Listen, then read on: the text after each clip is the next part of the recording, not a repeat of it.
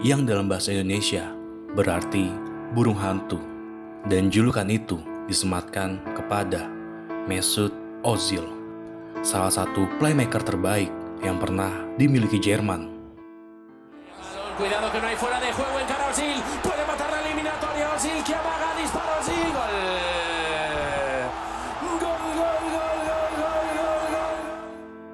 Meski lemarinya tidak dipenuhi piala seperti kebanyakan pemain bintang lainnya, tetapi kehadiran Ozil di atas lapangan mampu memukau banyak pasang mata karena kejeliannya dalam mengirimkan sebuah umpan. So hitting Olympic Lyonnais from all possible angles in the last few minutes. Ozil, measured ball, Ramsey for four. Explosive. Dan berkat kejeniusannya itu, Ozil pun mendapat banyak pujian. Hingga puncaknya, ia menangkan Piala Dunia bersama Jerman. Akan tetapi, ketika dirinya sedang tidak dalam performa terbaik, pujian-pujian itu berganti hinaan, hingga membuat dirinya pensiun dari timnas Jerman. Dan selain itu, ia juga sempat diasingkan di Arsenal ketika dirinya menyuarakan pendapat yang dianggapnya benar. Lantas, apa yang membuat Ozil diasingkan di Arsenal? Lalu, hinaan apa yang didapatkannya dari pendukung Jerman? Dan bagaimanakah perjalanan karir sepak bola Mesut Ozil yang terlahir dari keluarga imigran dan hidup dalam kemiskinan? Dan inilah kisahnya.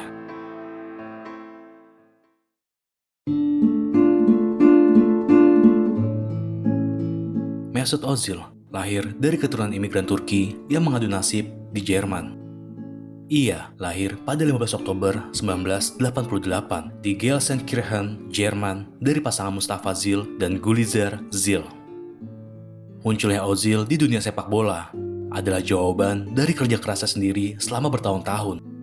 Karena melalui sepak bola, Ozil berharap derajat keluarganya bisa terangkat. Saya lahir dan besar di Jerman sebagai imigran dari Turki. Hidup saya keras, tapi saya tidak putus harapan. Apa yang membuat saya gembira adalah sepak bola, dan itu menjadi cara untuk mencapai mimpi saya, ucap Ozil.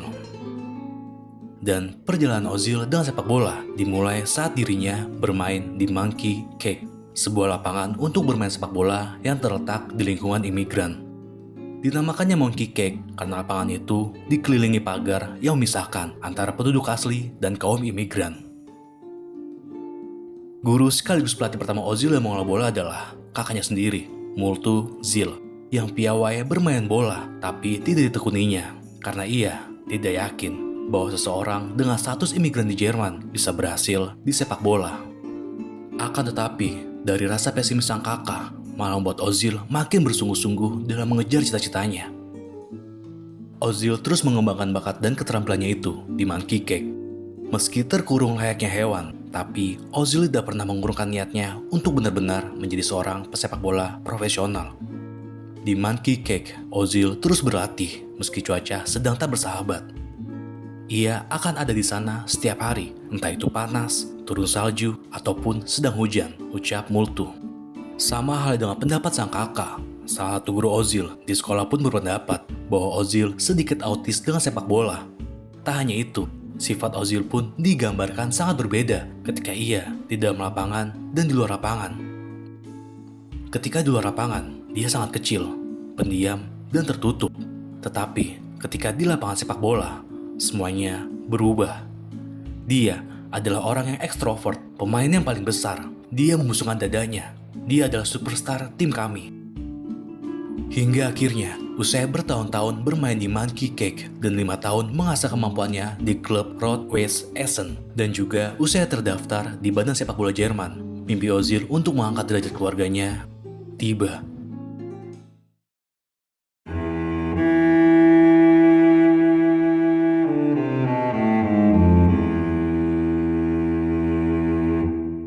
Schalke 04, tim impian Ozil. Tim yang stadionnya selalu dilihat Ozil saat sedang belajar. Ternyata mereka terpikat oleh keahlian Ozil. Mereka pun datang dan memberikan penawaran kepada Ozil untuk menjadi pemainnya. Mendapati tawaran itu tanpa pikir panjang, Ozil pun setuju untuk bergabung. Pada 1 Juli 2005, Ozil akhirnya resmi bergabung dengan Schalke 04. Akan tetapi, ia tidak langsung masuk ke dalam tim utama. Ia terlebih dahulu masuk ke dalam tim junior Schalke 04. Diberikannya kesempatan untuk bergabung dengan tim muda Schalke, Ozil pun tidak menyia-nyiakannya. Ia menunjukkan kemampuan terbaiknya, mengerahkan segala kemampuannya yang ia punya. Di tim muda Schalke, Mesut Ozil berhasil tampil 29 kali selama semusim. Ia benar-benar menunjukkan kualitasnya dengan merobek gawang lawan sebanyak 14 kali. Dan pada musim 2005-2006 itu, Ozil berhasil menjuari Bundesliga U19. Norbert Elgert, pelatih tim muda Schalke saat itu pun mengungkapkan bahwa Ozil adalah talenta yang luar biasa. Ozil sedikit malu sebagai anak muda, tapi dia sangat percaya diri dengan kemampuannya. Dia adalah pemain yang fantastis yang didukung dengan kecerdasannya, visinya, dan tekniknya dalam bermain. Dia selalu mengamati lapangan dan menganalisa permainan dengan sangat cepat. Ia juga memiliki karakter yang sangat baik, dan karena itu, saya sangat menyukainya. Dia percaya diri, tapi tidak sombong, ucap Elgert. Usai semusim membela tim muda, usai memenangkan Bundesliga U19, mimpi Mesut Ozil sebagai pesepak bola profesional akhirnya terwujud. Mesut Ozil promosi ke tim utama Schalke 04. Sebagai pemain muda yang baru dipromosikan, Ozil pun tak sabaran untuk memulai debutnya. Dan Mirko Slomka, manajer Schalke saat itu pun juga tak mau menyanyiakan pemain berbakat seperti Ozil. Dengan nomor 17, di usianya yang telah menginjak 18 tahun, Ozil melakukan debut pertamanya saat Schalke berjumpa Bayer Leverkusen di Piala Liga pada 29 Juli 2006. Di musim pertamanya itu, Ozil mencatatkan penampilan sebanyak 23 kali, dan ia berhasil mencetak 1 assist saat melawan Hannover 96. Akan tetapi, di musim pertamanya itu, Ozil tidak berhasil memenangkan satu kejuaraan pun bersama Schalke. Memasuki musim 2007-2008, sebagai pemain muda, Ozil pun dimainkan di berbagai jenis posisi oleh Slomka, mulai dari gelandang serang, sayap kanan, dan kiri. Akan tetapi, meski dimainkan di 4 posisi berbeda, Ozil tetap membuat pelatihnya terkesima. Bahkan, pada musim keduanya ini, Ozil berhasil mencetak gol pertamanya untuk Schalke. Trotz der hohen Führung. Erneut Asamoah über rechts und in der Mitte Özil. 5-0. Namun sayangnya, di musim keduanya ini, Ozil hanya bermain setengah musim saja karena ia dikabarkan bermasalah dengan manajemen klub. Melihat situasi itu, Werder Bremen yang ingin mencicipi jasa Ozil pun lantas mengambil kesempatan atas kondisi itu.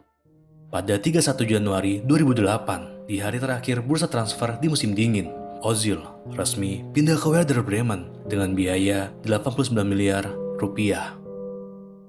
Usai beradaptasi selama setengah musim, di musim 2008-2009, Ozil perlahan menjelma menjadi gelandang kiri dan tengah yang menakutkan. Ozil benar-benar tahu apa yang diinginkan Thomas Schaaf untuk menciptakan sebuah peluang.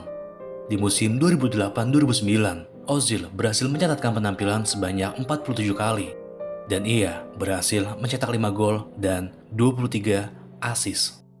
Meski hanya mampu membawa Werder Bremen finish di peringkat 10 pada klasemen akhir Bundesliga, tetapi di DFB Pokal beda ceritanya. Di musim keduanya bersama Werder Bremen, Ozil akhirnya meraih apa yang diinginkan sebagai seorang pesepak bola, yaitu sebuah trofi. Di musim 2008-2009, Ozil berhasil membantu Werder Bremen memenangkan DFB Pokal usai mengalahkan Bayer Leverkusen dengan skor tipis 1-0. Dan gol itu diciptakan oleh Mesut Ozil sendiri di menit ke-58. Kegemilangannya di level klub pun juga ia rasakan di timnas muda Jerman yang berkompetisi di Euro Under-21. Di laga final yang mempertemukan Inggris dan Jerman itu, Mesut Ozil berhasil memorak-porandakan Inggris dengan kemampuannya. Jerman menang telak 4-0 dan Ozil menjadi aktor utama dengan mencetak 1 gol dan 2 assist. Di tahun keempatnya menjadi pesepak bola profesional ini, Ozil benar-benar membuktikan bahwa seorang anak keturunan imigran bisa meraih kesuksesan di sepak bola di Jerman. Horst Hrubesch yang merupakan manajer Jerman U21 saat itu pun mengakui kehebatan Ozil dalam bermain. Kami di Jerman cenderung menyukai pemain asing. Kami memuji Wayne Rooney, Ronaldo, atau Messi. Tapi kami memiliki Messi kami sendiri. Dan Messi kami adalah Ozil, ucap Horst Hrubesch. Selepas menjalani musim yang cemerlang itu, karir Mesut Ozil makin bersinar, menyilaukan banyak pasang mata yang melihatnya, hingga puncaknya saat dirinya bermain di Piala Dunia 2010, Piala Dunia yang terus diingat oleh pecinta sepak bola di seluruh dunia, termasuk Mesut Ozil, karena pada edisi saat itu, ia dipanggil untuk membela Der Panzer.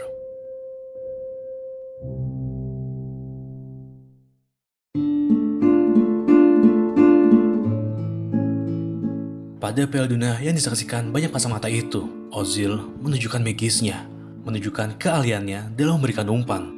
Akan tetapi, meski tidak mampu membawa Jerman juara, namun pada kompetisi itu, Ozil berhasil mencetak 4 assist dan 1 gol.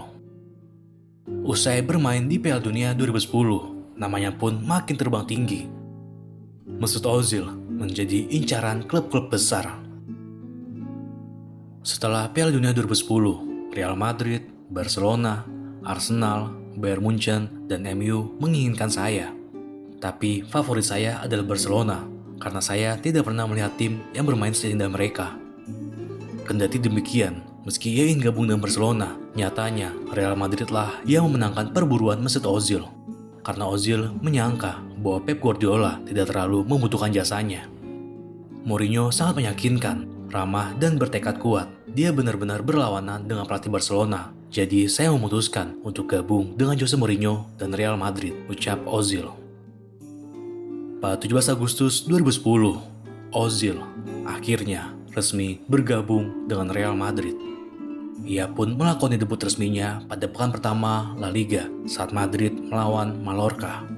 Dengan disambut tepuk tangan penonton, Ozil masuk ke lapangan menggantikan Di Maria pada menit ke-68. Namun sayangnya, pada laga debut resminya itu, Ozil belum mampu berkontribusi banyak. Saat itu, Real Madrid hanya bermain imbang 1-1. Beberapa hari berlalu, tepatnya pada 15 September 2010, Ozil akhirnya berhasil membuat Madridista bergemuruh usai ia mencetak assist pertamanya ketika melawan Ajax di Liga Champions. Jika kebanyakan pemain akan sulit beradaptasi dengan gaya permainan di tim barunya, tapi Ozil tidak. Pada musim pertamanya di Real Madrid, Ozil benar-benar langsung klop.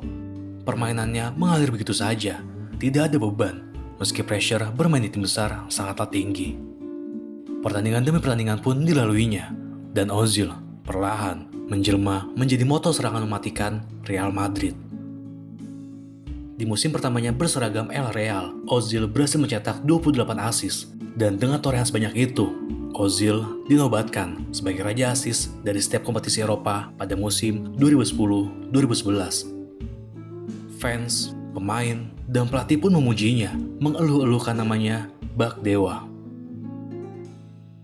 Ozil sangatlah unik, tidak ada salinan untuk dirinya, bahkan salinan terburuk sekalipun.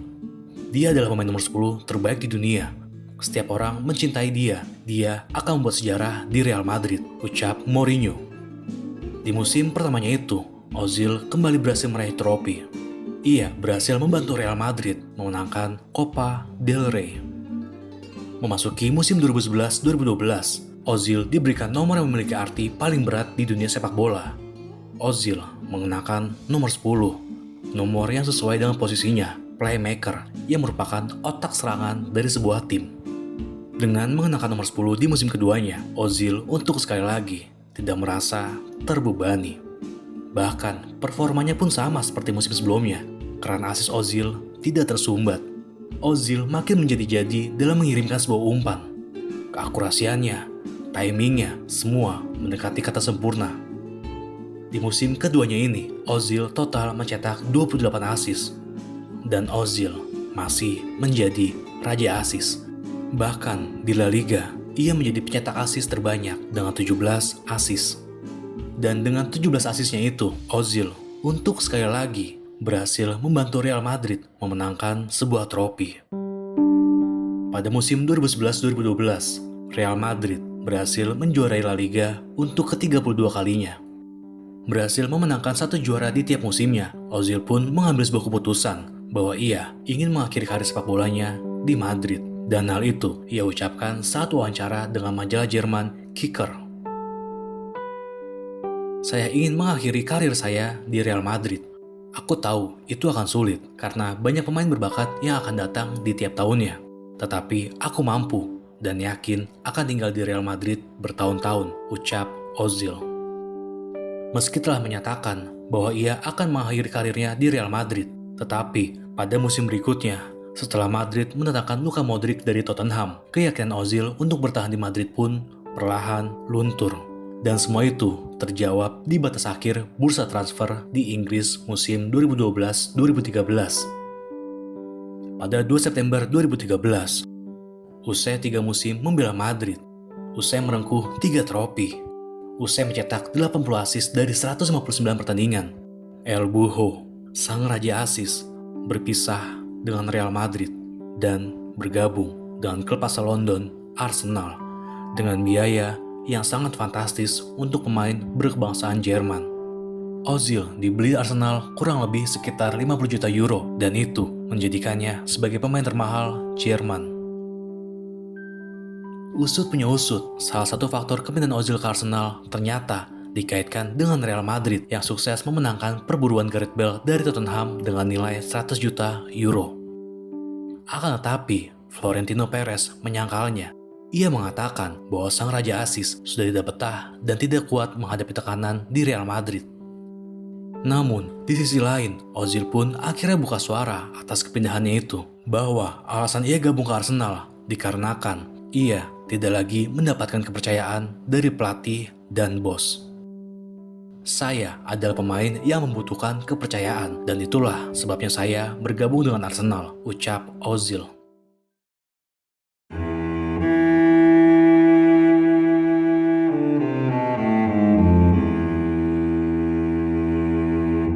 Beberapa hari berlalu, Ozil pun diperkenalkan Arsenal sebagai pembelian terbarunya. Akan tetapi, untuk sekali lagi, Ozil tetaplah Ozil. Di musim pertamanya bersama Arsenal, ia tidak sulit untuk beradaptasi. Meski harus absen beberapa pertandingan karena cedera, Ozil tetap memukau dan menjadi kreator serangan bagi Arsenal. Dan pada musim pertamanya itu, Ozil berhasil membantu Arsenal memenangkan FA Cup usai mengalahkan Hull City dengan skor 3-2. Dan masih di tahun yang sama, jika di level klub Ozil memenangkan FA Cup, sedangkan di timnas Jerman, Ozil berhasil memenangkan kompetisi paling bergengsi dan paling diinginkan oleh pesepak bola.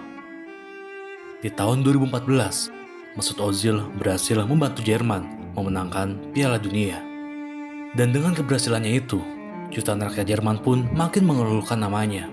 Akan tetapi, sayangnya, segala macam pujian yang diberikannya itu seketika sirna. Dimulai saat dirinya berfoto dengan Presiden Turki dan kegagalannya bersama timnas Jerman di Piala Dunia 2018.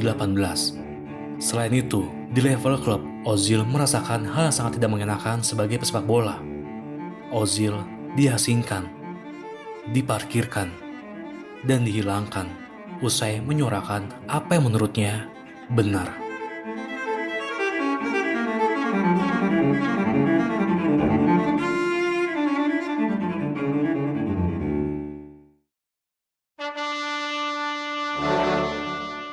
Bermula dari Monkey Cake, berlanjut ke Schalke, kemudian Werder Bremen, lalu Real Madrid, hingga ke Arsenal. Semuanya berjalan seperti sebagaimana mestinya. Ozil terus memancarkan sinarnya sebagai playmaker handal yang mampu meluluh lantakan lawan mainnya. Namanya pun disanjung setinggi langit oleh rakyat Jerman ketika ia mampu membawa Der Panzer menjuarai Piala Dunia 2014. Namun, setelah namanya disanjung begitu tinggi, Ozil mendapatkan terpaan angin yang begitu besar. Usai Jerman gagal di Piala Dunia 2018, mereka yang tadinya menyanjung setinggi langit seketika berubah memberikan cacian yang menyakitkan. Kembalilah ke negaramu, dasar babi Turki.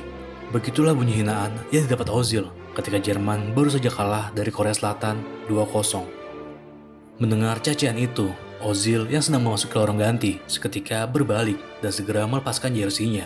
Kemudian dibandingnya jersey kebanggaan rakyat Jerman itu, Namun untungnya, sebelum kericuan itu makin menjadi, pelatih kiper Jerman dan beberapa orang lainnya pun langsung menghentikan pertikaian Ozil dan penggemar. Usut punya usut, terlontarkannya cacian itu ternyata buntut dari Ozil yang berbagi frame dengan Presiden Turki, Recep Tayyip Erdogan.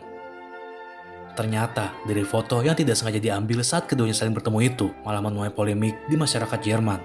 Bahkan, Federasi Jerman pun menganggap Ozil memicu keretakan di dalam skuad yang berimbas kegagalan Jerman pada Piala Dunia 2018. Selain itu, Federasi Sepak Bola Jerman juga menilai performa Ozil benar-benar anjlok di kompetisi itu. Dengan munculnya foto itu, para penggemar pun mempertanyakan loyalitas Ozil terhadap negaranya, Jerman. Ozil yang sudah geram karena banyak menerima pesan negatif pun akhirnya buka suara. Ia mengatakan bahwa foto itu diambil karena dirinya ingin sekedar berfoto, hanya sebatas itu, tidak lebih. Akan tetapi, meski telah memberikan pembelaan, ternyata tidak ada satupun yang percaya terhadap pembelaannya itu. Bahkan, Ozil pun sangat kecewa terhadap Federasi Jerman karena tidak memberikan dukungan terhadapnya. Hingga akhirnya, Ozil mengambil sebuah keputusan bahwa ia lebih memilih pensiun dari timnas Jerman daripada mendapatkan rasisme dan diskriminasi yang ditujukan kepadanya. Dan kemudian Ozil pun berkata, "Aku adalah orang Jerman ketika kami menang, tapi aku orang Turki ketika kami kalah." Jika di timnas Jerman, Ozil milih mengundurkan diri karena merasa tak dihargai. Di Arsenal, karir Ozil hancur karena sikapnya yang membela sesama umat muslim. Sebagai keturunan Turki, Ozil merupakan muslim yang taat. Meski saat bulan Ramadan, ia tidak bisa menjalankan kewajibannya secara sempurna karena profesinya sebagai pesepak bola. Meski demikian, sebelum memulai pertandingan, Ozil selalu membaca Quran. "Aku selalu melakukan itu sebelum aku pergi keluar lapangan. Saya berdoa dan rekan tim saya tahu bahwa mereka tidak dapat berbicara dengan saya selama periode singkat itu," ucap Ozil memberitahu kebiasaannya. Dan sebagai seorang muslim, tentu saja melihat saudara seimannya didiskriminasi, Ozil pun geram dan meluapkan isi hatinya untuk membela muslim Uighur. Wahai Turkistan Timur, luka berdarah umat, komunitas mujahid dan mujahidin yang menentang penganiayaan, orang-orang beriman yang berperang melawan mereka yang memaksa meninggalkan Islam. Al-Quran sedang dibakar, madrasah dilarang, sarjana agama dibunuh satu persatu, saudara-saudara dipaksa masuk ke camp. Sebagai gantinya, pria Cina ditempatkan di keluarga mereka. Perempuan dipaksa menikah dengan pria asing. Terlepas dari semua ini, umat Muhammad tidak bisa berkata-kata. Suaranya tidak terdengar. Muslim tidak dapat mengklaim, tidak tahu bahwa kekejaman Riza adalah kekejaman. Tulis Ozil yang dipublish di media sosialnya. Dan isi hati Ozil itu pun menuai pro dan kontra.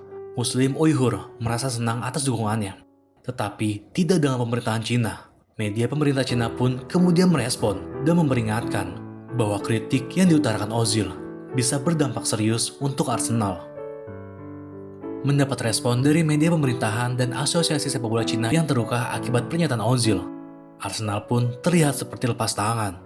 Pihak klub lantas mengeluarkan statement bahwa apa yang diutarakan Ozil adalah pendapat pribadinya dan tidak ada kaitannya dengan klub. Konten yang dipublikasikan adalah pendapat pribadi Ozil. Sebagai klub sepak bola, Arsenal selalu berpegang pada prinsip tidak melibatkan diri dalam politik. Begitulah bunyi statement manajemen klub Arsenal. Mengetahui pihak klub berkomentar seperti itu, Ozil pun merasa kecewa. Ozil merasa apa yang telah dilakukannya selama ini, entah di dalam ataupun di luar lapangan, ternyata seperti tak berarti untuk Arsenal. Dan selepas itu, perlahan Ozil seperti uring-uringan untuk bermain, hingga akhirnya sang Raja Asis diparkirkan. Namanya tidak ada di dalam daftar pemain Arsenal di musim 2020-2021. Selain diparkirkan karena etos kerjanya itu, performa Ozil pun juga dipermasalahkan karena minimnya kontribusi.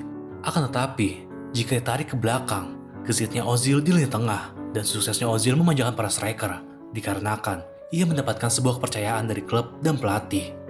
Dan kepercayaan yang diharapkan Ozil itu tidak terlihat usai dirinya tertimpa masalah.